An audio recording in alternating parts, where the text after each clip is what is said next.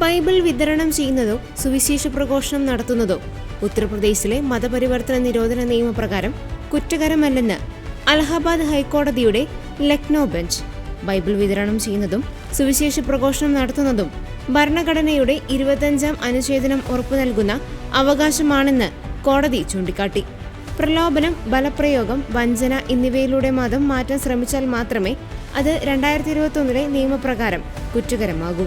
മതിയായ തെളിവുകളോ പരാതികളോ ഇല്ലാതെ മതപരിവർത്തന നിരോധന നിയമം ചുമത്തി കേസെടുത്ത UP പോലീസിന്റെ നടപടിയെ കോടതി രൂക്ഷമായി വിമർശിച്ചു.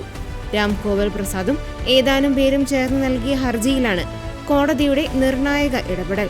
സുൽത്താൻപൂർ ജില്ലയിലെ ദമാർ പോലീസ് സ്റ്റേഷനിൽ കഴിഞ്ഞ ഓഗസ്റ്റ് 17-ന് തങ്ങൾക്കെതിരെ രജിസ്റ്റർ ചെയ്ത FIR റദ്ദാക്കണമെന്നാവശ്യപ്പെട്ടാണ് കുറ്റാരോപിതർ കോടതിയെ സമീപിച്ചത്.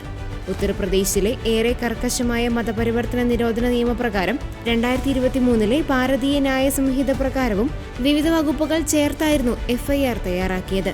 പ്രതികൾ പ്രാർത്ഥനായോഗം സംഘടിപ്പിച്ച് ദളിതർക്കും പാവപ്പെട്ട സ്ത്രീകൾക്കും കുട്ടികൾക്കും ബൈബിൾ വിതരണം ചെയ്തെന്നും അവരെ മതപരിവർത്തനം ചെയ്യാൻ ശ്രമിച്ചെന്നും ആരോപിച്ച് മനോജ് കുമാർ സിംഗ് എന്നയാൾ നൽകിയ പരാതി പ്രകാരമായിരുന്നു പോലീസ് കേസെടുത്തത്.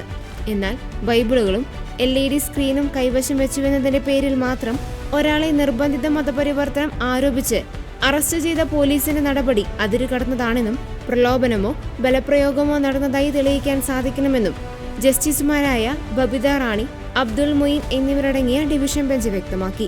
കേസ് രജിസ്റ്റർ ചെയ്യുന്ന സമയത്ത് ആരും പരാതിയുമായി മുന്നോട്ട് വരാതിരുന്നിട്ടും പോലീസ് നടപടി സ്വീകരിച്ചത് നിയമത്തിന്റെ ദുരുപയോഗമാണെന്ന് കോടതി വിലയിരുത്തി.